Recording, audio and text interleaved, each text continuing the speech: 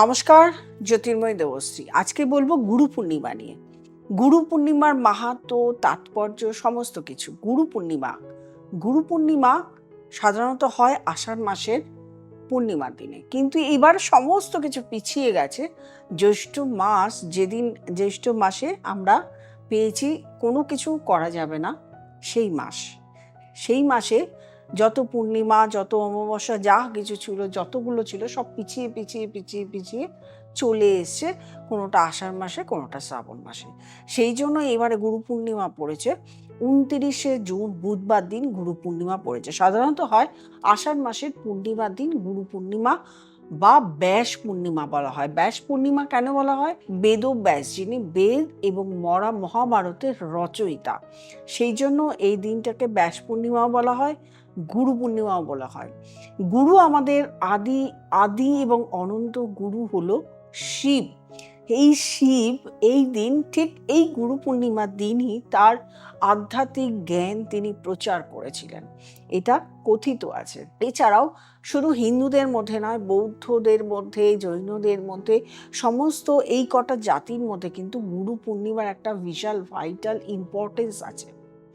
বৌদ্ধদের মধ্যে মনে করা হয় এই দিন গৌতম বুদ্ধ প্রথম তার শিষ্যদের মধ্যে তার জ্ঞান বিতরণ করেছিলেন এবং তিনি গুরু হিসাবে পূজা নিয়েছিলেন। সেই জন্য বৌদ্ধরা এবং জৈনরা এই দিন কিন্তু গুরু পূর্ণিমার দিনে পুজো আর্চা এবং আধ্যাত্মিকতার সঙ্গে যুক্ত যারা, তারা পুজো আর্চা এগুলো করেন। এই যে গুরু কথার একটা বিশাল অর্থ আছে। আমরা কিন্তু অজ্ঞানতার মধ্যে থাকি, অর্থাৎ আমাদের মধ্যে যতটা জ্ঞান, নলেজ, কিছুটা অনেকটাই কিন্তু আমরা থাকি না। কিছু ক্ষেত্রে শিক্ষক, যেমন টিচার, আপনার স্কুলের টিচার বা আপনার গৃহশিক্ষক আপনাকে না শিক্ষা দিলে, না পড়াশোনা করালে, না রাস্তা দেখালে, আপনিও যেমন প্রত্যেকটা ক্লাস যে উত্তীর্ণ হচ্ছেন, কি কোশ্চেন পেপার, তার কি উত্তর দিতে হবে, সেরকমভাবে শিক্ষক, সেরকমভাবে আধ্যাত্মিক টিচারও থাকে, আধ্যাত্মিক শিক্ষক থাকে। সে আপনাকে আপনার যে স্তর, আপনার যে জ্ঞানের স্তর, সেই জ্ঞানের স্তর আধ্যাত্মিক দিক থেকে কতটা উন্নত করতে পারেন, সেই রাস্তা কিন্তু দেখায় গুরু। গুরু কথার অর্থ হলো অজ্ঞানতা, অর্থাৎ কিছুই আপনার মধ্যে জ্ঞান নেই। রু কথার অর্থ হলো অন্ধকার থেকে সেটাকে দূরে সরানো, অর্থাৎ একমাত্র গুরুই পারে আপনাকে অজ্ঞানতার রাস্তা থেকে সরিয়ে দিয়ে আপনাকে জ্ঞানের আলোর দিকে পরিচালিত করা। এই জন্য এই পূর্ণিমাটা বিশেষভাবে কিন্তু আমরা তাৎপর্য পাই গুরু। এই দিন গুরু, আপনার যে শিক্ষক বা আপনার আধ্যাত্মিক শিক্ষক বা আপনার গৃহ টিচার, প্রত্যেক গুরুর কিন্তু সম্মান জানানোর জন্য, শ্রদ্ধা জানানোর জন্য, এবং আপনি যার কাছে দীক্ষা নিচ্ছেন সেও তো আপনার গুরু, যে টিচার যে পড়াচ্ছে সেও আপনার গুরু। এই গুরু এবং আপনার মা বাবাও আপনার গুরু, সেও আপনাকে কিভাবে চলতে হবে, সমাজে কিভাবে থাকতে হবে, কিভাবে করতে হবে, সমস্তটুকুর কিন্তু আপনাকে পরিচালনা করে, তারাও আপনার গুরু।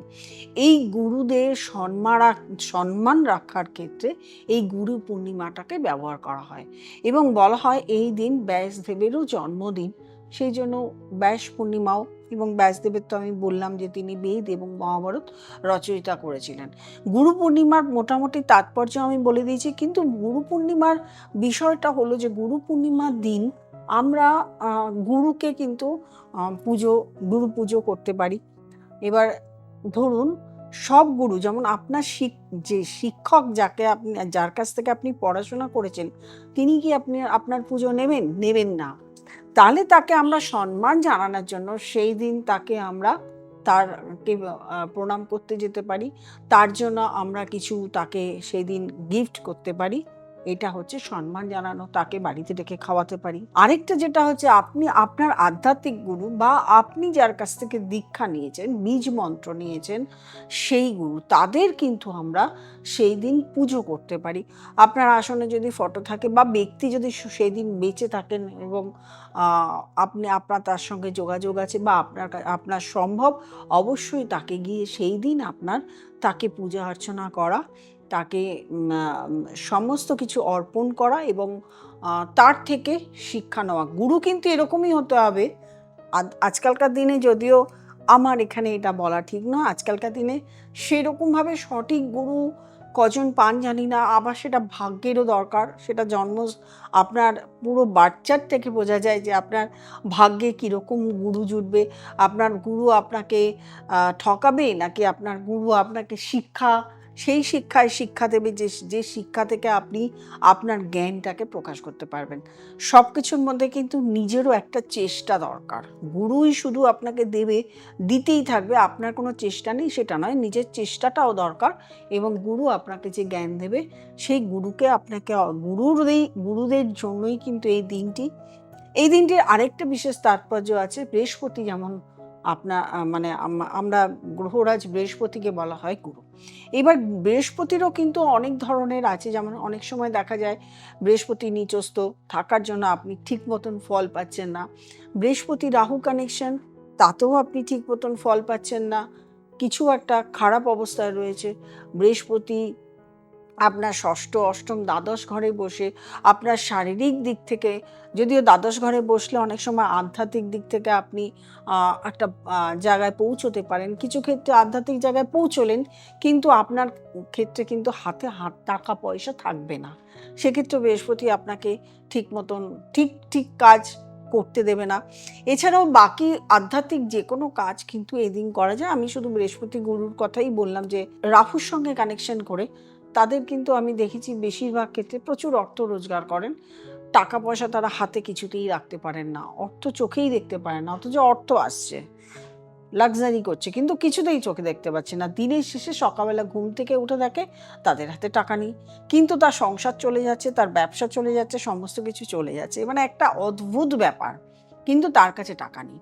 এই একটা ব্যাপার কিন্তু ভীষণ ইম্পর্টেন্স ব্যাপার। আমি বহু লোকের চার্ট দেখেছি, এই ইম্পর্টেন্স নিয়ে তারা আমার কাছে আসে যে কেন আমি ব্যবসা করি, আমার সমস্ত কিছু চলে যায়, কিন্তু দিনের শেষে আমার হাতে টাকা অর্থ কিছুই থাকে না। এটা কিন্তু একটা খুব খারাপ ব্যাপার, কারণ আমরা জীবন ধারণের জন্য, আমাদের লাইফস্টাইলের জন্য, আমাদের পরবর্তীকালে বয়স হলে, আমাদের বার্ধক্যের জন্য, যখন আমরা কাজ করতে পারবো না, আমাদের কিছুটা ক্যাপিটাল রাখা প্রয়োজন, এটা প্রত্যেকেই বোঝেন। সেই জন্য হাতে টাকা রাখা দরকার। সেই জন্য আমি বলবো বৃহস্পতির কাজ তো আছেই, তাছাড়া অন্যান্য কাজ, এই কাজ কিন্তু এই পূর্ণিমাতে খুব ভালো কাজ করানো যায়। যদি মনে হয় অবশ্যই যোগাযোগ করে নেবেন। আমার পূর্ণিমা, অমাবস্যায় সবগুলোতেই কাজ হয়, কামাখ্যাতেও কাজ হয়, তারাপীঠেও কাজ হয়, সব জায়গাতেই কাজ করি। সেটা আমি অ্যানাউন্সমেন্ট করে দিই কখন কোথায় যাচ্ছি, সেই বুঝে আপনারা আমার কাছে আসবেন, যোগাযোগ করবেন এবং যদি মনে হয় অবশ্যই কাজ করাবেন। যারা আমার প্রোগ্রাম দেখছেন তাদেরকে বলবো যে অবশ্যই লাইক করবেন, কমেন্ট করবেন, সাবস্ক্রাইব করবেন এবং নোটিফিকেশন অল বেলটি প্রেস করতে ভুলবেন না। যারা আসবেন নিচের নম্বরে ফোন করবেন, বুকিং করবেন, চেম্বারে চলে আসবেন। প্রত্যেকে ভালো থাকবেন, আনন্দে থাকবেন। নমস্কার।